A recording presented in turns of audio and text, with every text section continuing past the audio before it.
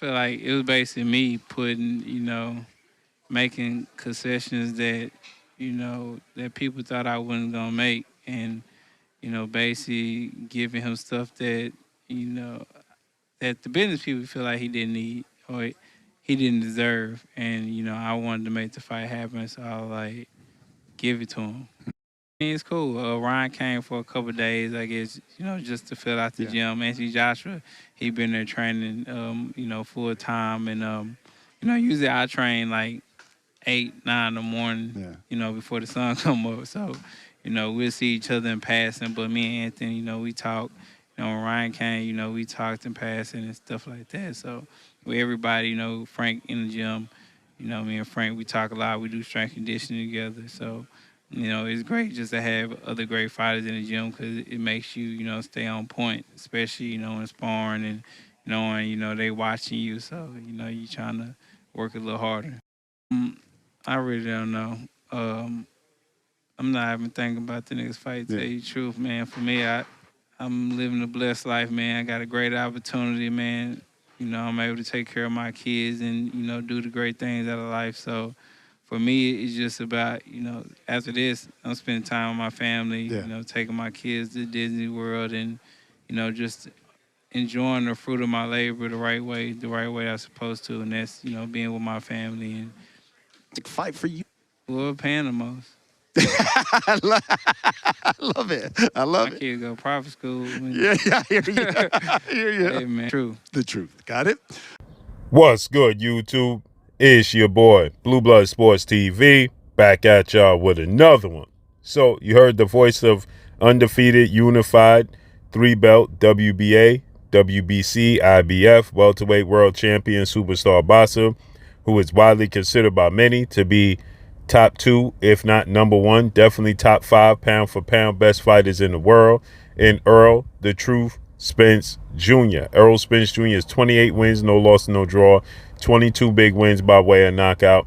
He is 33 years of age, 5'9.5" with a 72-inch arm reach. With that said, Errol Spence is heading into the biggest fight of his career, the most highly anticipated fight of boxing in the last 40 years, in my opinion, against undefeated 3-division world champion, former junior welterweight undisputed world champion, currently the reigning WBO, World Boxing Organization welterweight world champion, who is widely considered by many to be the number 1 best pound-for-pound fighter in the world, in Terrence Bud Crawford. Terrence Crawford is 39 wins, no losses, no draw, 30 big wins by way of knockout. He is 35 years of age, 5'8", with a 74-inch arm reach.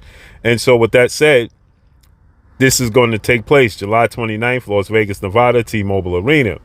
And he sat down, he did an interview with Brian Custer, Last Stand Podcast, and Brian Custer asked him a plethora of questions. But the one that caught my attention for this particular video is the fact that Brian Custer asked him, what's next, who's next? And you heard Errol Spence, he stated he's only focused right now 100% on Terrence Crawford. But Brian Custer, he pushed and he said, what about Jerron Boots Ennis, undefeated welterweight superstar title contender, who is 30 wins, no loss, no draw, 27 wins by way of knockout. He is 25 years of age, 5'10" with a 74-inch arm reach. Or his close friend, stablemate, and 3-time junior middleweight world champion, now the undisputed junior middleweight world champion, superstar boxer, who is top 5 pound-for-pound best fighters in the world, in Jermell Iron Man Charlo, who is 35 wins, 1 loss, 1 draw, 19 wins by way of knockout. He is 33 years of age as well, 5'11.5" with a 73.5-inch arm reach. And Errol Spence, he stated, I'll fight either one of them, whoever they paying the most for.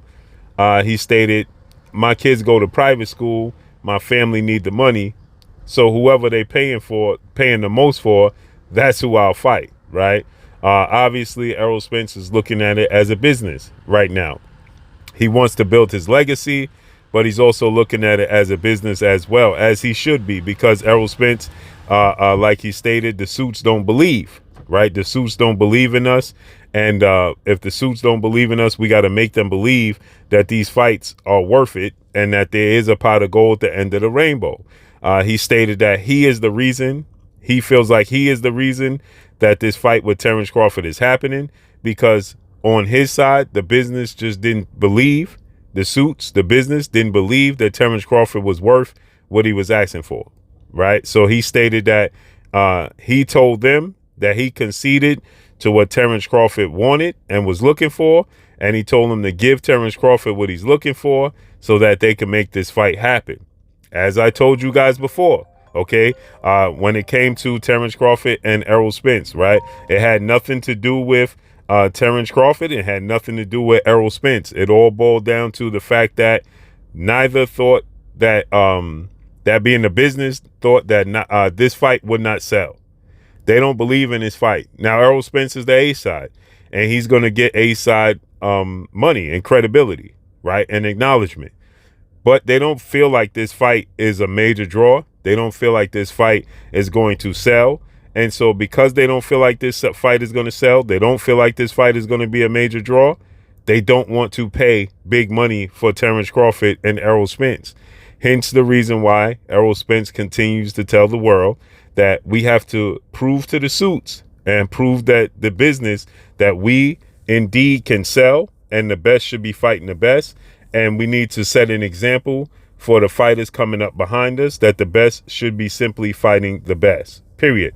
And we have to show the suits that it is worth it, that we can sell, and that we can, there is a reward for the best fighting the best, right?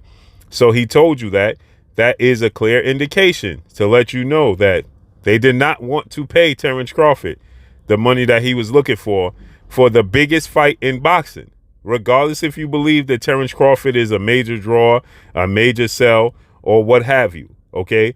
The fact remains is he makes up for 50% of the biggest fight in boxing today in the last 40 years. Is he as big of a draw as Errol Spence? No. Is he as big as a draw as Gervonta Tank Davis? No. But he makes up for 50% of the biggest fight in boxing in the last 40 years. Okay, so when you put the two entities together, it's worth the risk. The risk is worth the reward. Okay, you taking a risk to see. Yes, there's a lot of piracy within the sport of boxing. But when you look at it, when you had Ryan Garcia, who is now a junior welterweight title contender, Mexican superstar boxer, he has almost 10 million Instagram followers, well over 10 million social media followers. Ryan Garcia does. Ryan Garcia never sold 1 million pay-per-views. He never packed out every event in every arena he went to. He wasn't a major draw. It didn't translate. Gervonta Tank Davis has way less support on social media than Ryan Garcia does. Ryan Garcia, again, has almost 10 million Instagram followers.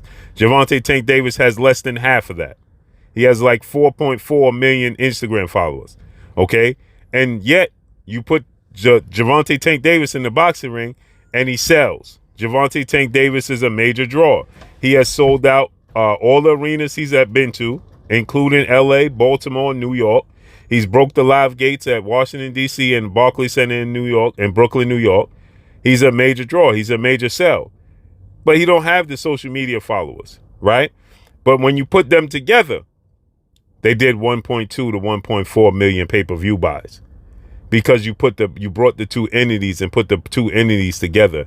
And when you brought the two entities together, the fans supported it. Why? Because it's the fight the fans want to see. So popularity outside the ring and solo, they may not be the biggest draw. Gervonta Tank Davis' biggest pay-per-view sell was 250 to 270,000 pay-per-view buys. That was his biggest pay-per-view to date before the Ryan Garcia fight. 250 to 270,000. Okay? Terrence Crawford's biggest pay-per-view was 150,000. That means he only did 100,000 less than Gervonta Tank Davis, who's considered the face of the sport of boxing. Errol Spence, he did 350,000 pay-per-views with Mikey Garcia. So that goes to show you, by themselves, they may not be the biggest superstar, but when you bring them together, they are worth the risk. And so Terrence Crawford may not be the biggest superstar, but you bring him and Errol Spence together, and it's worth the risk. The risk is worth the reward. And so with that said, they are going to sell. This fight is going to do 1 million pay-per-views. Point blank and period. So let's see how this unfolds and plays out. There's talks to Errol, Spence, and Canelo Alvarez in the future should he be victorious, but they have a rematch clause. So we got to see how it unfolds out July 29th. And that's all I got for y'all. Make sure you hit the like button, drop a comment in the comment section. Let me know what y'all think. Y'all already know what it is. It's your boy Blue Blood Sports TV. Hate, like, comment, and subscribe. Follow me on Instagram at Blue Blood Sports TV, all one word. I'm gone. Peace.